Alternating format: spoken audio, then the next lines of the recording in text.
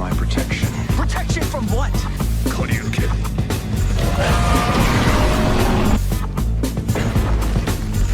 We're gonna be in the new world in no time. This is exhilarating. Get excited.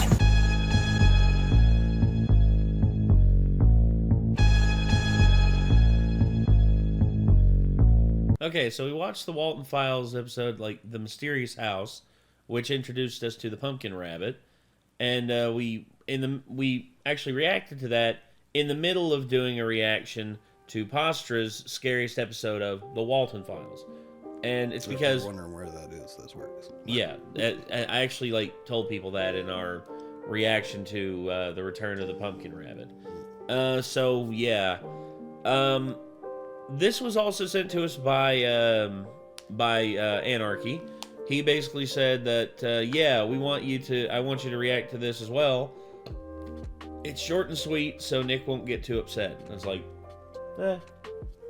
And of course, then a little bit later, I get sent one from Giotto Cook and another one from Optinate. One is 1 hour and 6 minutes, and the other one is 2 hours and 24 minutes.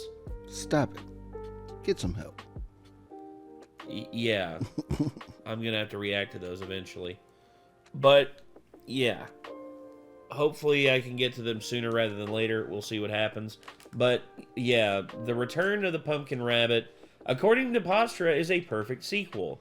I don't fully agree. Well, maybe Pastra will explain some things and why, from their perspective, that maybe to them it is. And who knows, maybe we'll agree, maybe we'll disagree. But so my main thing, my 100%, just I have one big reason that I don't think it's perfect, and that's just the lack of expressiveness on the characters the second time around. I get that. Because, there was something that made me realize at a point that if you're going to animate horror, expressiveness is so important, and it was that first season of Promised Neverland. Yeah. And I wish we'd get a second season of that eventually. It right? sucks they never made one and it doesn't exist. Yeah.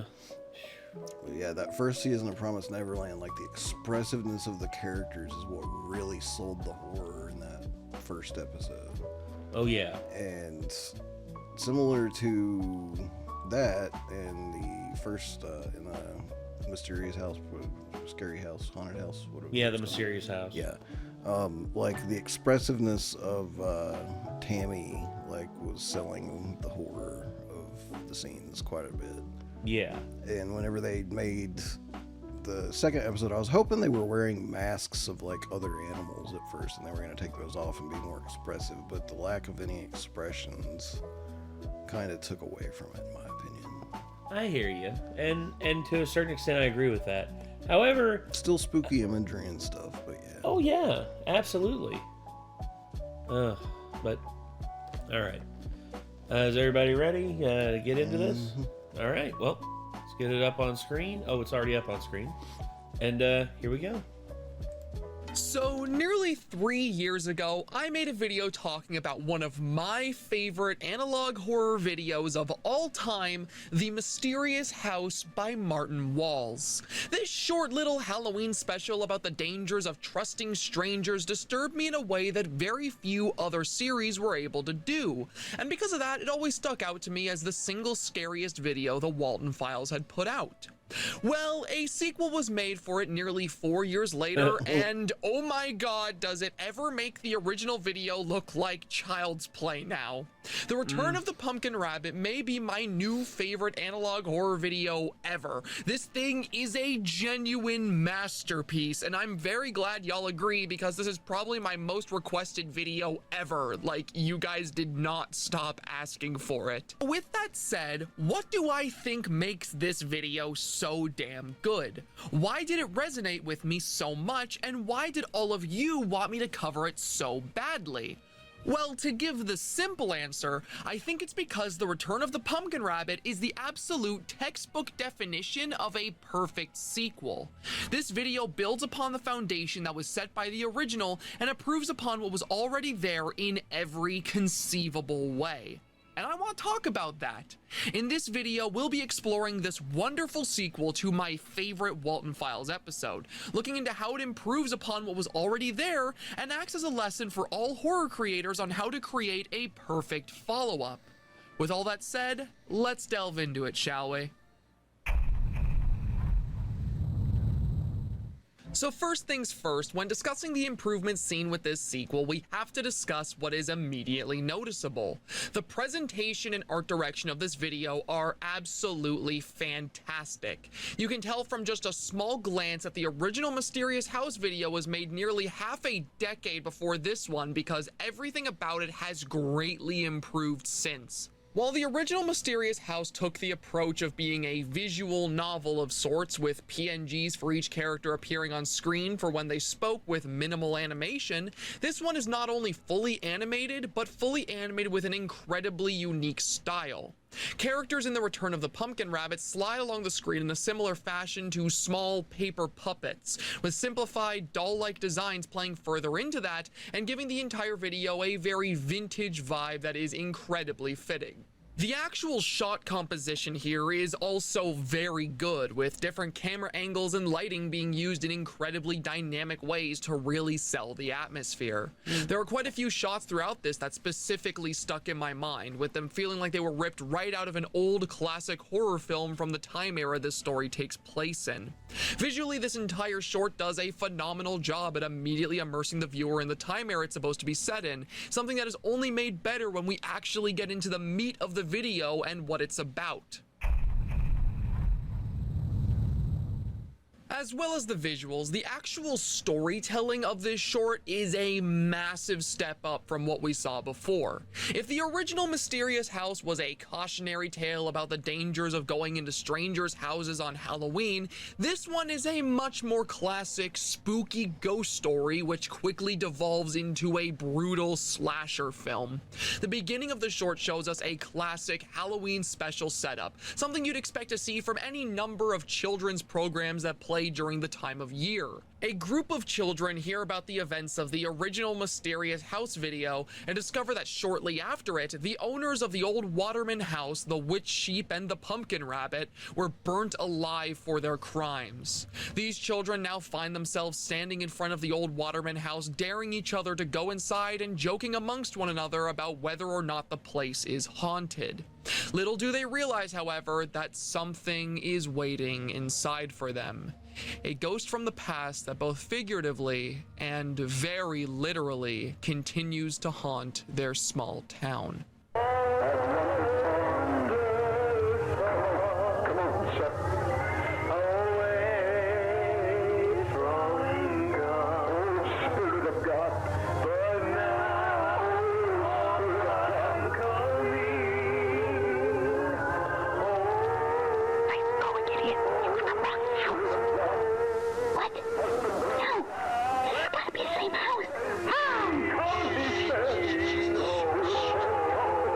The Waterman couple, the pumpkin rabbit and the witch sheep, haunt the residents, waiting for any unsuspecting children to enter so they may kill them and delight in the pain they bring.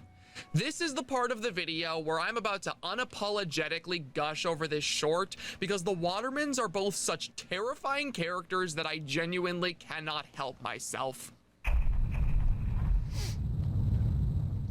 These two characters, these delightfully evil monsters, have got to be my favorite villains to come out of any analog horror series.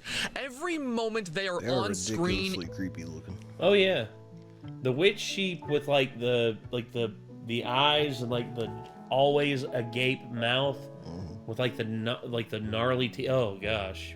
And then the pumpkin rabbit, just his like big looming presence, and the fact that his like face is just like eternally like that with that same expression. It's got a kind of like Leatherface vibe to him to an extent. Yeah. Is legitimately Although disturbing. obviously, like, even more like, you know, intelligent and calculating by a lot than Leatherface. Yes. And that much can be observed from the very first encounter with the pumpkin rabbit we get the pleasure of seeing. I think I have something you're looking for? Isn't this your... Here, the pumpkin rabbit attempts got, to like, the lure same, in like, an Leatherface smock Yeah. and then tie. Yeah. Very reminiscent of Leatherface. Also, the blood stains on the bottom of it. Very reminiscent of, like, the butcher. Like, but the patchwork. Like he's wearing, like, skin, like clothing made of skin. Yeah, the patchwork. It's like the pelts of, like, other animals that he's killed over time. innocent child by promising back his ball. But the kid knows better and senses something wrong, attempting to turn and run away. This leads to a chase where the pumpkin rabbit, imitating the scarecrows he made out of his victims' corpses, quickly catches up due to his massive, imposing size and begins tearing the kid to shreds. This single scene tells us so much about his character this time around that remains consistent throughout the entire video. The main and easily most frightening being his sadistically playful nature.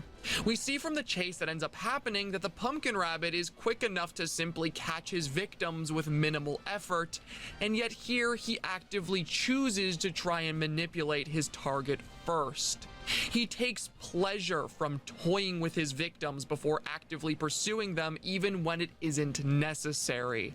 We see him doing this again later on with another kid who hides in a cupboard. At first, he attempts to lure the child out using the corpse of her friend, but when she's unresponsive, he simply opens the door himself and crawls after her. He sees his actions as a mere game, and you can tell from the way he chuckles to himself that he enjoys every last minute of it. Hey, it's me. They're gone, Jay. It's over. Let's go home. I just need you to open the cupboard. Jay, open the cupboard, please.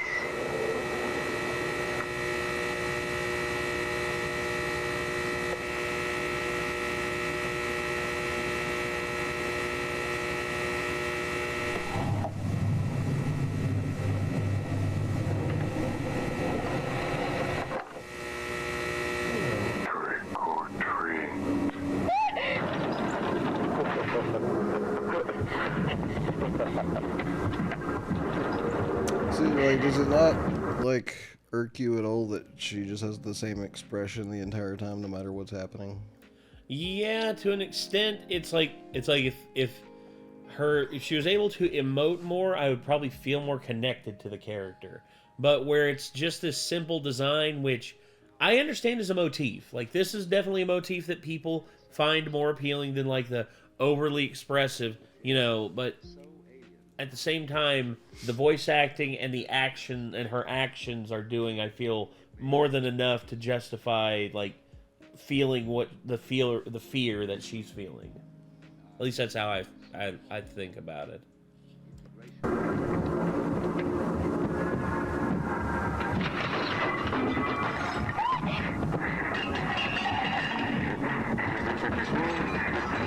That big bastard fit under there. That was a question we had when we originally watched it.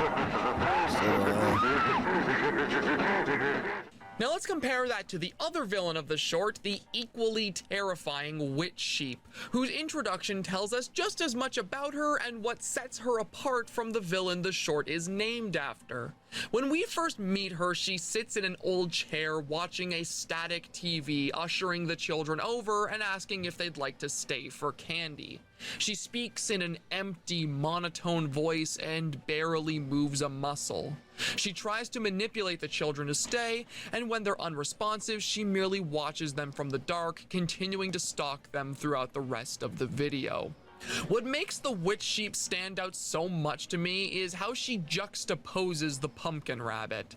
While his motivations are clearly defined by his own sadism, the Witch Sheep feels completely devoid of any known motive. She kills without reason or emotion. In every scene with her, she speaks like a corpse given life, hunting these children for no reason other than the fact that she can. And I find that to be equally, if not more scary than the pumpkin rabbit.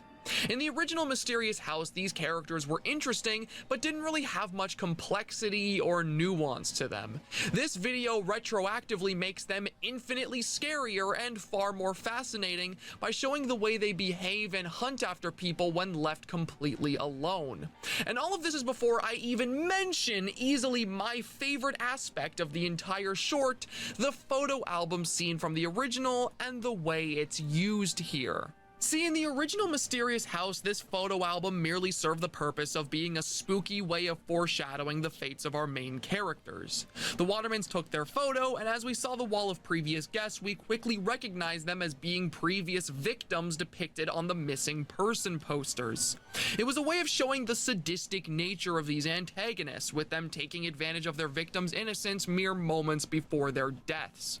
The return of the pumpkin rabbit further elaborates on this photo album though, and the added context it gives makes this item, and by extension those who are using it, so much more disturbing than they ever were before. See, throughout the video, we see previous victims of the Watermen stalking the children and attempting to mislead them. We see Ducky's corpse lead one of the children to an isolated room with the witch sheep, and we see the pumpkin rabbit using another to try and lure a scared child out of a cupboard. This was something we also saw these characters do in the original, however, that was never really explained. Here it is though, and it's shown to us near the end. All of this is possible because of the photo album. The photos in the album depicting the victims of the Watermans gives them control over said victims after death, forcing these poor children to lure more innocent people away from their homes in safety to suffer the exact same fate as them. Even in death, the Watermans continue to torture those they have killed, dragging around their mutilated corpses like twisted puppets. This photo album also ends up being what leads to the Waterman's demise at the end of the short, when it's burned in front of them and all their previous victims finally regain control, tearing their killers limb from limb while our main characters just watch. If this video already made the original scarier just from the way it shows us more of what these characters are capable of, this new bit of context and lore changes the way we view everything that had previously happened. It explains events that were once unexplainable and does so in a way that makes them more terrifying than they were before, which I feel is the absolute definition of what every horror sequel should try to accomplish. This short, this half an hour non-canon Walton Files short, manages to perfect the idea of a horror sequel in a way I very rarely see done. It improves upon what was there visually with much more dynamic shots and lighting, as well as a more consistent art style. It gives us a strong setup that bounces right off of where the original left us, and it adds further context to the world and characters within it that make the original more enjoyable as a result. If you're an up-and-coming horror writer who wants to learn how to create a follow-up, or you just appreciate the craft, I genuinely cannot recommend this video enough. It is a terrifying spectacle that will not leave you disappointed. If after everything you want to check it out for yourself, I'll be sure to leave a link to it in the description as well as having it here on the end cards. For now though, that'll be all from me.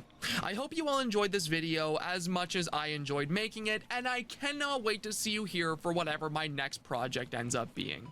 Goodbye for now.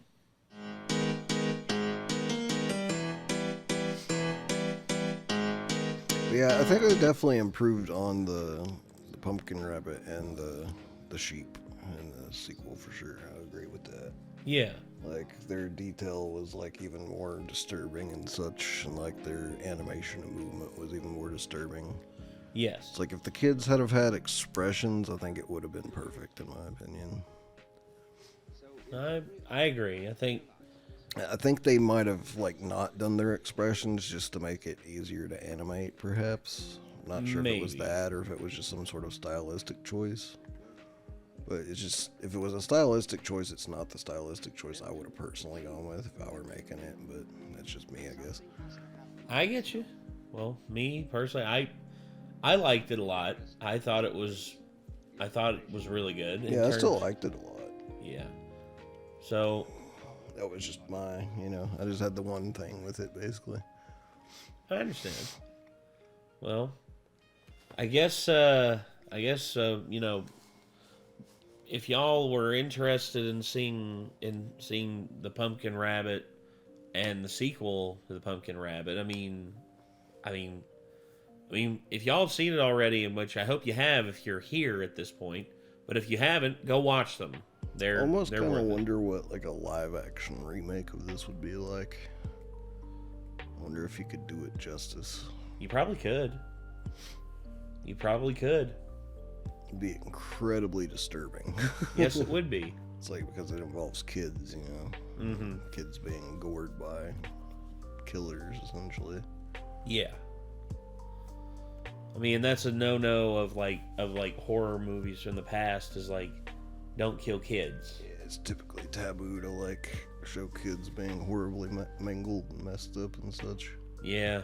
But that would be what made it so disturbing. I agree. So, yeah, I'm just gonna say, like, if y'all liked what you saw here from Postra and you want to see more from Postra, feel free to click on their channel right here. Feel free to go check out what they got going on, and if you want to see more from us, I mean, hell, hit that subscribe button. I mean, it's right there. You can hit that, and also if you want to see our Curse of Strahd playthrough that we're doing in D&D, feel free to click right here. Hopefully, I'll be adding the Dragons of Icespire Peak or Dragon of Icespire Peak onto that as well in the future, which I got to be honest is much funnier than our Curse of Strahd playthrough, because our Curse of Strahd playthrough we're playing like ultra serious, whereas busted multiple guts laughing during dude, Dragon of Icespire Peak playthrough. I've died laughing multiple times. Dude, during the last one, I literally had to get up and walk away from the table because Andrew rolled 3 nat 1s in a row. And then, do you know what happened after that? He rolled a 4th one in a row. Did he really? Yes. I don't remember that. Yeah, he rolled 4. I He couldn't only believe did it. 3. I couldn't believe it.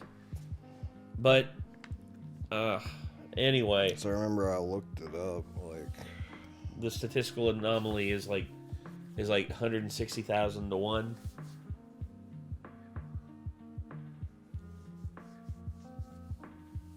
Yeah, 1 in 160,000. Yeah. So it was 4 then. That's literally insane. Well, I guess if y'all liked what you saw here, feel free to let us know, and yes, till next time, I'm Nate. I'm Nick. Y'all be good people. Take care. Peace.